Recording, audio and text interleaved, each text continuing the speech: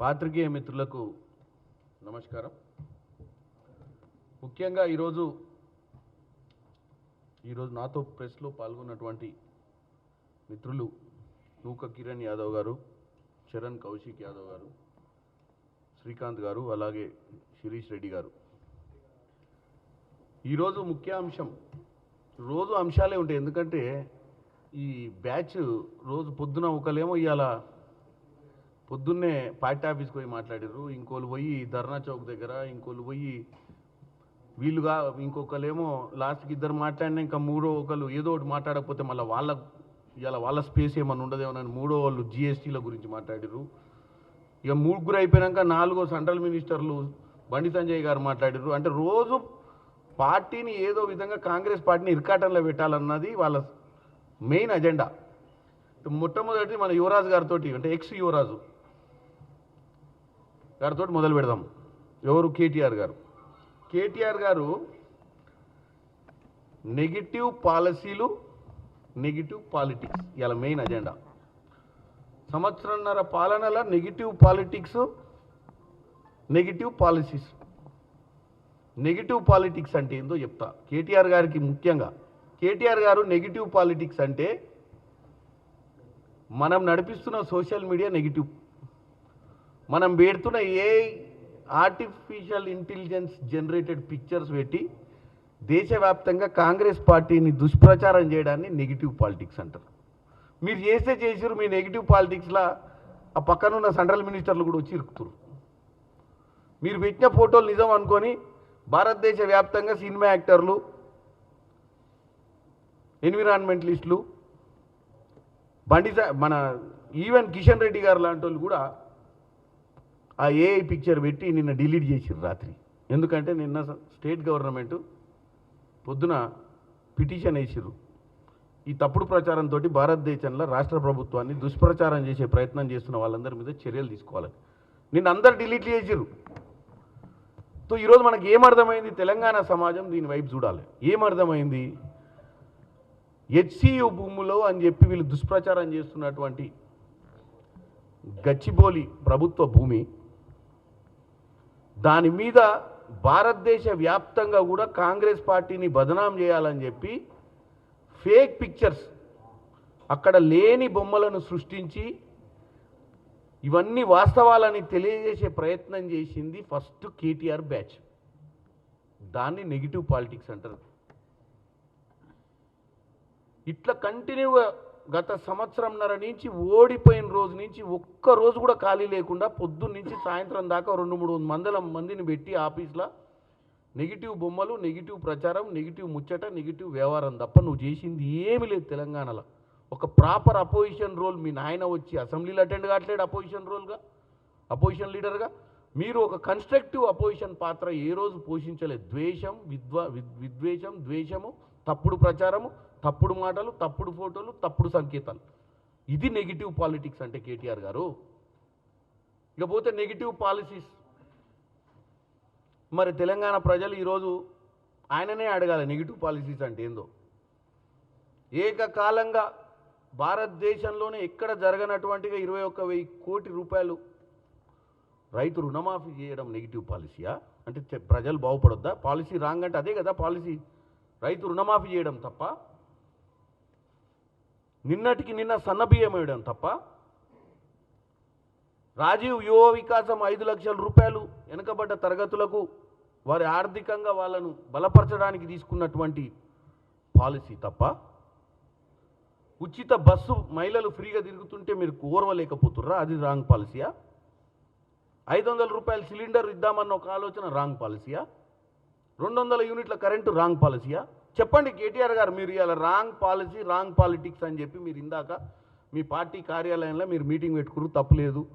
మీ కార్యకర్తలకు సందేశం ఇచ్చిర్రు, పెద్ద బహిరంగ సభ పెడుతుర్రు. భారతదేశంలోనే మీ రెండో పెద్ద తెలుగు పార్టీ ఇవాళ 25 సంవత్సరాలు సెలబ్రేట్ చేసుకుంటుర్రు. బ్రహ్మాండంగా సభలు చేసుకోండి, బస్సులు అప్లై చేసుకోండి. మీకు అన్నిటి కూడా మీరు ప్రజాస్వామ్యంలో మీకు అన్ని హక్కులు ఉన్నాయి. మీరు మీ కార్యక్రమాలు చేసుకోవడంలో తప్పు పడతలేదు. మేము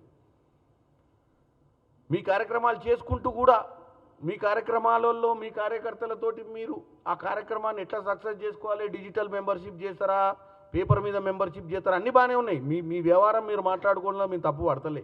మేము తప్పు పట్టేది ఏంటంటే మళ్ళీ మనకు వచ్చేసరికల్లా కుక్కతో ఒక వంకర టైపు లాస్ట్కు రాగానే ప్రభుత్వంపై దుష్ప్రచారం చేయడాన్ని తప్పు పడుతుంది.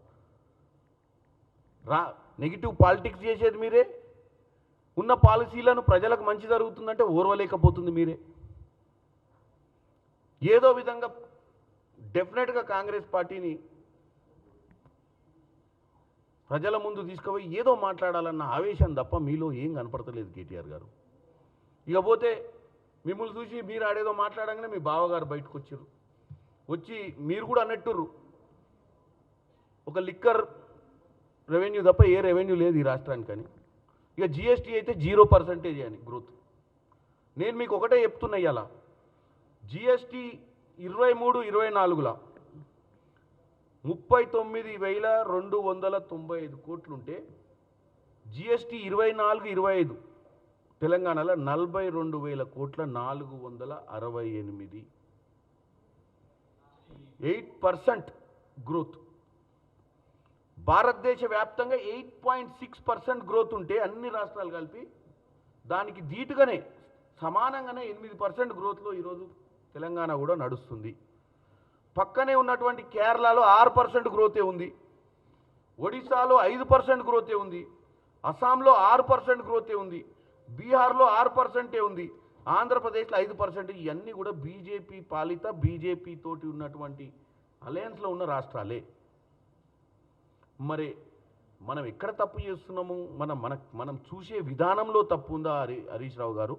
మనం ప్రజలకు ఎట్లాగో లెక్కలు తెలియదు, ప్రజలకు జిఎస్టీ లెక్కలు చెప్పడానికి ఎవరు రారని, ఒక్కరోజన్నా మీ లెక్కలు కరెక్ట్ అని ప్రజలు ఈరోజు మన రాష్ట్రానికి పెద్ద ఒరిగింది ఏం లేదు కాంగ్రెస్ పార్టీ తోటి అని చెప్పి మీరు వెళ్ళిపోతే ఎవరు దీన్ని డిఫెండ్ చేయరు, ఎవరు ఒరిజినల్ ఫిగర్స్ ఏందో చెప్పరు, ఎవరు ఒరిజినల్ ఫిగర్స్ గూగుల్లో కొట్టి చూసుకోరనే ఒక ఆలోచన. అంటే ప్రతిరోజు మీరు ప్రజలకు ఏదో ఒక సంకేతం ప్రభుత్వం చేస్తలేదని చెప్పడమే మీ కార్యంగా పెట్టుకురు.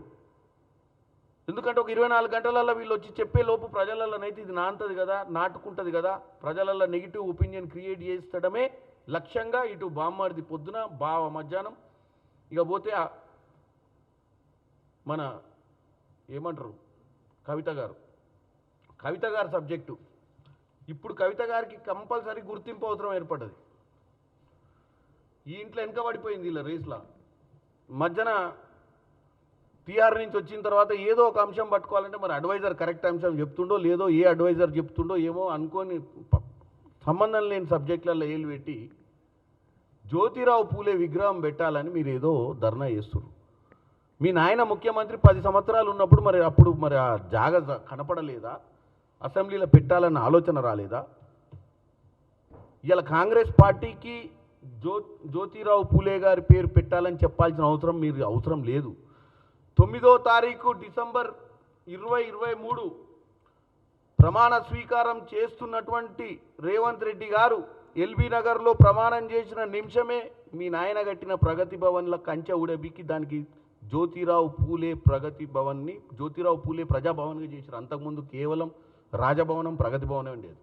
ప్రగతి అని పేరు పెట్టిన అది రాజభవనమే ఉండి. మరి కవిత గారు మర్చిపోయినట్టుర్రు, మరి చెప్పేటోళ్ళు చెప్పలేదేమో. ఇవాళ బీసీల మీద చిత్తశుద్ధి ఉంది కాంగ్రెస్ పార్టీకి. జ్యోతిరావు పూలే గారిని స్మరించుకుంది ప్రమాణ స్వీకారమైన కొన్ని నిమిషాలకే. ఇప్పుడు మీరు వచ్చి మళ్ళీ తెలంగాణ ప్రజలకు కాంగ్రెస్ పార్టీ అసెంబ్లీలో జ్యోతిరావు పూలే గారి విగ్రహం పెట్టాలని చెప్పి మీరు అక్కడ ధర్నా చేస్తుంటే నవ్వు వస్తుంది మాకు.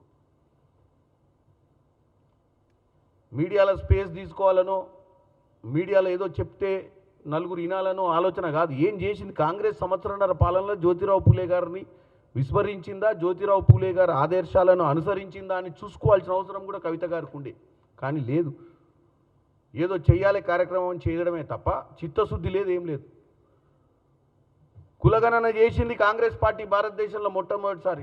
క్యాబినెట్ ఆమోదం తీసుకొచ్చి అసెంబ్లీల తీర్మానం కోసం పెట్టింది కాంగ్రెస్ పార్టీ. దానికోసం ఢిల్లీ దాకా ఈరోజు ఎమ్మెల్యేలు ముఖ్యమంత్రి అందరు పోయి జంతర్ మంతర్లో కూర్చుంది కాంగ్రెస్ పార్టీ. దొంగ దీక్షలని మీరు అంటుర్రు ఢిల్లీ పోతే, మరి దొంగ దీక్ష ఎవరిదో? మీరు చేస్తున్న దీక్ష ఈరోజు దొంగ దీక్ష. ఈ నుంచి రైళ్ళ కొంతమంది బీసీ నాయకులు 24 గంటల సమయం రైల్లో ప్రయాణించి జంతర్ మంతర్లో చేసిన దీక్ష దొంగదా, లేకపోతే మీరు 5 గంటల కోసం మీ షోపుటప్ బిజినెస్ చేసుకోవడం కోసం మీరు పెట్టిన దీక్ష దొంగ దీక్షన? చిత్తశుద్ధి ఉంది కాబట్టే మీ నాయన లెక్క ఏకపాత్రాభినయం చేస్తలేం.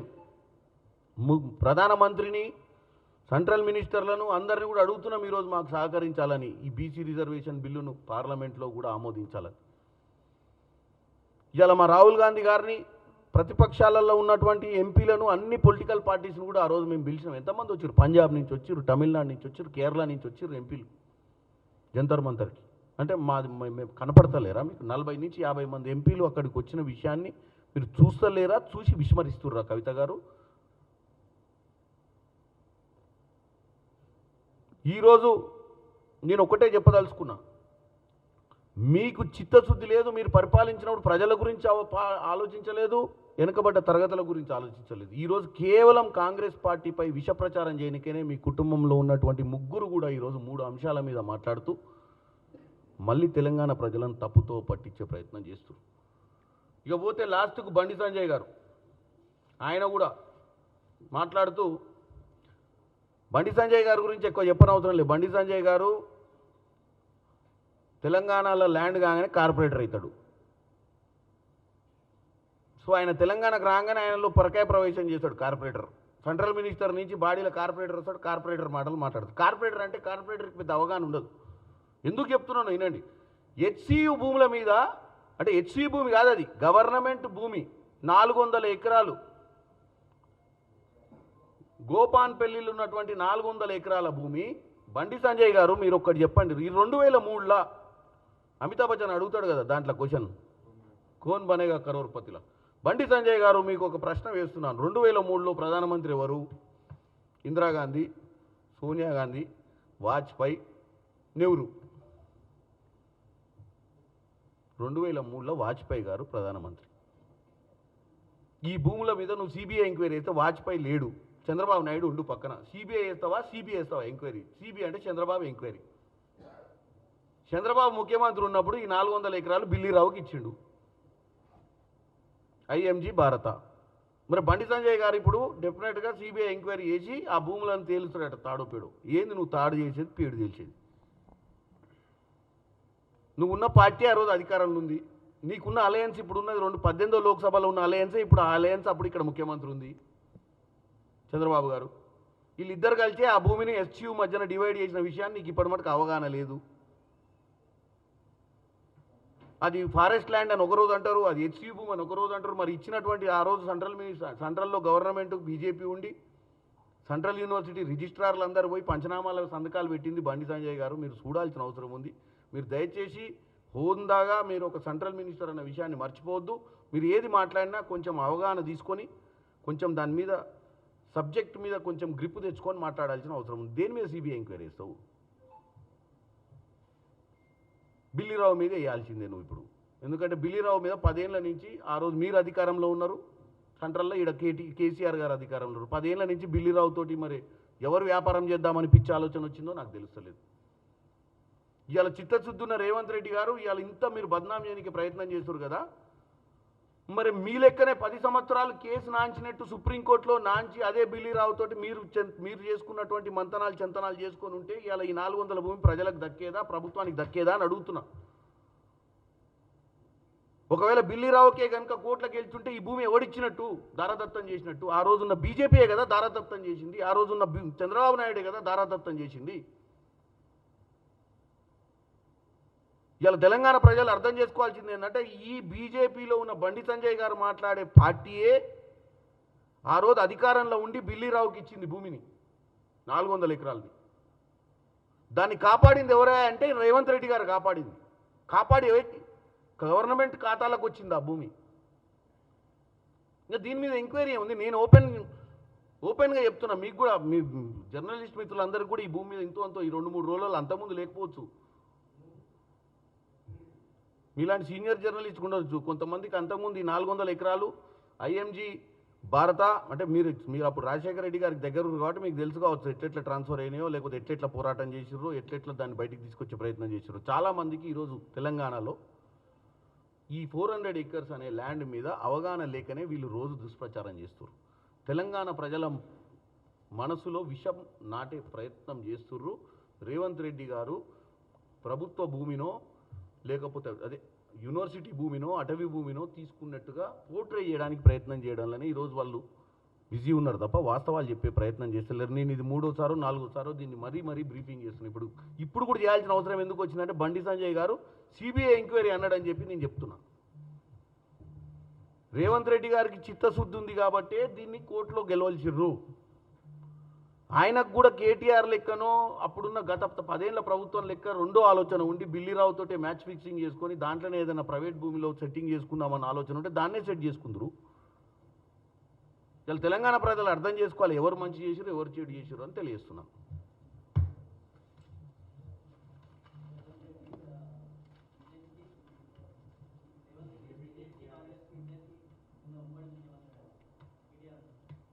బీజేపీకి ఇప్పుడు ఆయన బండి సంజయ్ ఇద్దరు కలిసి తలుపులు వేసుకొని తేల్చుకొని రమ్మని చెప్పండి. అసలు రేవంత్ రెడ్డి ఎవరి సైడ్ ఉండవు. ఎందుకంటే కన్ఫ్యూజ్ అవుతారు, ఇద్దరు ప్రజల్ని కన్ఫ్యూజ్ చేస్తారు. బండి సంజయ్ ప్రెస్ మీట్లు ఏం చెప్పిండి అలా press meetha press note release చేసిండా చిట్ చాట్లో ఏం చెప్పిండు? కేటీఆర్ రేవంత్ రెడ్డి గారు కలిసి చెన్నై పోయి డీలిమిటేషన్ మీటింగ్లు అటెండ్ అయ్యారు. వీళ్ళిద్దరు కలిసి రేపు వీడియో కూడా మీటింగ్ వీళ్ళిద్దరు ఒకటే అని చెప్తుండు. ఈయననేమో బీజేపీ రేవంత్ రెడ్డి గారు ఒకటని చెప్తుండు. తెలంగాణ ప్రజల్ని మరీ ఇంత అన్యాయం చేయకండి. ఎందుకంటే తెలంగాణ ప్రజలు ఇంతో డీలిమిటేషన్ కోసము చెన్నై పోవాల్సిన పరిస్థితి ఎందుకు వచ్చిందంటే డీలిమిటేషన్ కోసం చెన్నైకి పోవాల్సిన పరిస్థితి ఎందుకు వచ్చింది? మన రాష్ట్రాన్ని దక్షిణ భారతదేశానికి నష్టం జరుగుతుందన్న విషయానికే కదా. మరి ఇలా బండి సంజయ్ గారు ఉత్తరప్రదేశ్లో నిలబడతాడా, బీహార్లో నిలబడతాడా, మధ్యప్రదేశ్లో నిలబడతా వచ్చే ఎన్నికలలో? మరి బండి సంజయ్ గారు చెప్పాలి. ఇవాళ ఈ పోరాటము కేటీఆర్ది రేవంత్ రెడ్డి గారి పోరాటం కాదు, మన రానున్న తరాల కోసం పోరాటం చేస్తున్నాం. మన హక్కు క్షీణించిపోయే పరిస్థితి ఉంది. మనము ఏదైతే పాపులేషన్ని తగ్గినికే రాష్ట్రంలో దేశంలో ఉన్నటువంటి ఆర్థిక పరిస్థితులు, దేశంలో ఉన్న పర్ క్యాపిటా ఇన్కమ్, దేశంలో ఉన్నటువంటి జనాభా పెరుగుదల వల్ల జరిగే నష్టాలను ఆ రోజు 1973 ఏదో పాపులేషన్ని కంట్రోల్ చేసే పాలసీ వచ్చినప్పుడు, కుటుంబ నియంత్రణ తీసుకోవాల్సినటువంటి పరిస్థితి వచ్చినప్పుడు దక్షిణ ప్రాంత రాష్ట్రాలు చాలా బాధ్యతగా వ్యవహరించినందుకు ఈరోజు మనల్ని పీనలైజ్ చేస్తుర్రా? మరి దానికి బండి సంజయ్ గారు సమాధానం చెప్పాలి. 75, 76. సో నేను అనేది ఒకటే, నేను ఈరోజు తెలంగాణ ప్రజలకు కానీ బండి సంజయ్ గారిని గెలిపించినటువంటి కరీంనగర్ ప్రజలకు కానీ ఈరోజు ఈ పోరాటం ఏదైతే డీలిమిటేషన్ పోరాటం జరిగేది దక్షిణ పాలిత రాష్ట్రాలల్లో జరగవద్దు అన్న అన్యాయం జరగవద్దు అన్న విషయానికి అందరం కూడా రాజకీయాలను పక్కన పెట్టి మన కోసం మన భవిష్యత్ కోసం ఒక దగ్గరికి వస్తున్నాం. మరి దాన్ని తప్పుపట్టే బండి సంజయ్ గారు వచ్చేసారి మరి సీట్లు బాగా పెరుగుతున్నాయంట ఉత్తరప్రదేశ్లో, మధ్యప్రదేశ్లో. మరి అక్కడ పోయి ఏమైనా నిలబడతాడా అడుగుతున్నా బండి సంజయ్ గారిని. అందుకనే ఇక్కడి నుంచి డిసోన్ చేసుకుంటుండా. ఆయనకి ఏముంది, ఆయన కార్పొరేషన్ అయినా నిలబడతాడు. ఆయన ఒకవేళ రాజ్యాంగంలో 2 పోస్టులు ఉంటే ఫస్ట్ కార్పొరేటర్నే ఎన్నుకుంటాడు ఆయన. ఎందుకంటే దాంట్లో కొద్దిగా ఎక్కువ కంఫర్ట్ ఉంటుంది, ఆయనకు గ్రిప్ కూడా ఎక్కువ ఉంటుంది.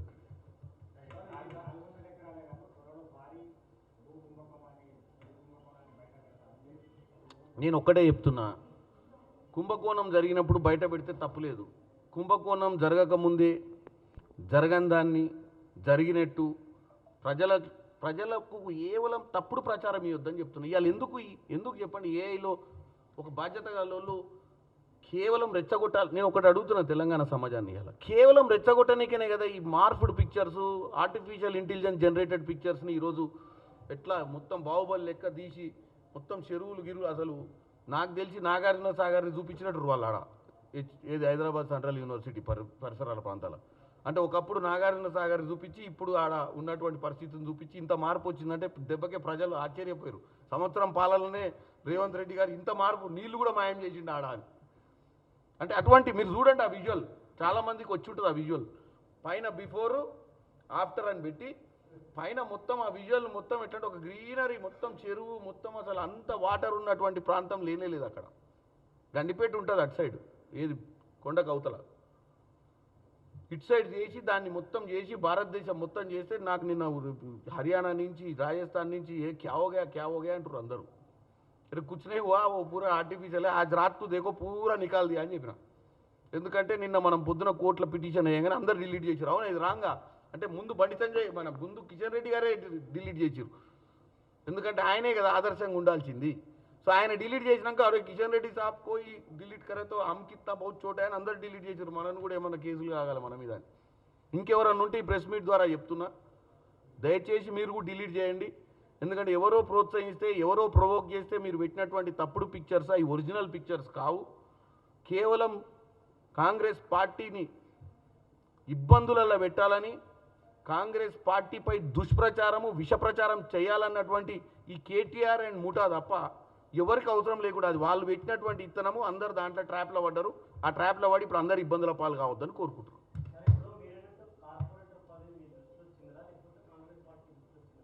కార్పొరేటర్ పదవి చిన్నది కాదు, పార్లమెంట్ పెద్దది కాదు. కాకపోతే పార్లమెంట్ అనేది 20 లక్షల మంది ఓట్లు వేస్తారు. వేసినప్పుడు బ్రాడర్ స్పెక్ట్రంలో మాట్లాడాలి. సెంట్రల్ మినిస్టర్ పెద్దది అంటే సెంట్రల్ మినిస్టర్కి అవగాహన ఎక్కువ ఉండాలి మాట్లాడే ముందు. ఇప్పుడు నేనున్న ఎంపీ నాకంటే బండి సంజయ్ గారి పొజిషన్ చాలా పెద్దది. ఎందుకంటే నేను ఓన్లీ ఎంపీని, ఆయన ఒక సెంట్రల్ మినిస్టర్. నేను మాట్లాడితే ఇంకా కొంచెం క్షమిస్తారు తప్పు మాట్లాడితే. ఎందుకంటే ఫస్ట్ టైం ఎంపీ అయ్యాడు, సరిగ్గా సబ్జెక్ట్ లేదు, ఏదో ట్రై చేస్తుడు నేర్చుకుంటుడు, ప్రెస్ మీట్లు పెట్టి తప్పుడు మాట్లాడుతుండు కదా పోనీ పిల్లగాడు అంటారు. కానీ బండి సంజయ్ గారు మాట్లాడితే ఆల్రెడీ రెండోసారి ఎంపీ అయ్యిండు, ఇప్పుడు సెంట్రల్ మినిస్టర్ అయ్యిండు కాబట్టి ఆయనకు ఎక్కువ ఉంటుంది ఎఫెక్ట్. నేను ఎందుకు అంటున్నా అంటే సిబిఐ ఎంక్వైరీ అన్ని కార్యకర్తలు సిబిఐ ఈడీ ఏంది ఇది దేనికైనా సిబిఐ ఈడీ ఇన్కమ్ ట్యాక్స్. ఒకప్పుడు ఈడీ అంటే మేము వాస్తవంగా 10 ఏళ్ల క్రితం తెలియదు నాకు. ఈడీ అంటే నాకు ఒక 10 ఏళ్ల క్రితమే తెలుసు. నాకే ఎన్ఫోర్స్మెంట్ డైరెక్టర్ ఏం పని చేస్తుందో నాకు తెలియదు గతంలో. ఎన్ఫోర్స్మెంట్ డైరెక్టర్ బీట్ కానిస్టేబుల్ ఉద్యోగం చేస్తాడని ఇప్పుడు తెలిసింది. అట్లా చేసిరు వీళ్ళు వాళ్ళని కార్యకర్తల కింద వాడుకొని.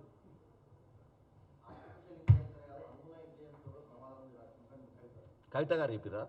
కవిత గారికి ఒకటి చెప్తున్నా, కవిత గారికి 100% మనం కొద్దిగా మీరు ఎక్కువ స్పేస్ ఇవ్వాలి, ఆమెకు టీఆర్పీ పెంచాలి. ఎందుకంటే ఆమె జైలుకు వచ్చిన తర్వాత ఆమె గ్రాఫ్ ఆమె పెంచుకునే ప్రయత్నం చేస్తుంది. కవిత గారి రేసు ఈరోజు వాళ్ళ ఇంట్లో ఉన్నటువంటి ఇంటర్నల్ రేస్, దాంట్లో ఎవరు బాగా ఫామ్ హౌస్లో ఉన్న వాళ్ళ నాయనని ఆకట్టుకొని తర్వాత ఆ సామ్రాజ్యానికి ఈమె మాహిష్మతి సామ్రాజ్యానికి మాహిష్మతి అవుతుందా ఏందో ఉంటుందిగా బాహుబలి సినిమాలో లేడీ డాన్ శివగామి. వాళ్ళ దాంట్లో ఉన్న పంచాయతీలు మనకి ఎందుకు చెప్పండి? ఆ పర్ఫార్మెన్స్ కోసం ప్రయత్నం చేస్తుంటారు. ఆర్టిఫిషియల్ ఇంటెలిజెన్స్ తోటి బొమ్మలు వస్తాయా? అనుముల ఇంటెలిజెన్స్ అంటే ఏంది? ఫోన్ ట్యాపింగ్ చేసినటువంటి గొప్ప సంస్కారం వాళ్ళది. మరి అనుముల ఇంటెలిజెన్స్ ఏం చేస్తుంది? పట్టుకుంటారు వాళ్ళని, ఎవడోడు చేసిండు గతంలో. వాళ్ళ హయాంలోనే కదా ఫోన్ ట్యాపింగ్ అయింది. లెఫ్ట్ రైట్ సెంటర్ ఎక్కడ పోయినా నిమిషం ఇలా ఉన్నది అదే కదా వాళ్ళది మెయిన్ సబ్జెక్టు. ఇంటెలిజెన్స్ అంటే వాళ్ళది ఇంటెలిజెన్సు. మా ఇంటెలిజెన్స్ ఏమైనా వాళ్ళు చేసినాయి చెప్పడం ప్రజలకు, మేము మంచి చేసిన దాన్ని కూడా వాళ్ళ ఆర్టిఫిషియల్ ఇంటెలిజెన్స్ యూజ్ చేసి మమ్మల్ని దుష్ప్రచారం చేస్తుంది వాళ్ళు. ఓకే, థ్యాంక్ యూ అండి.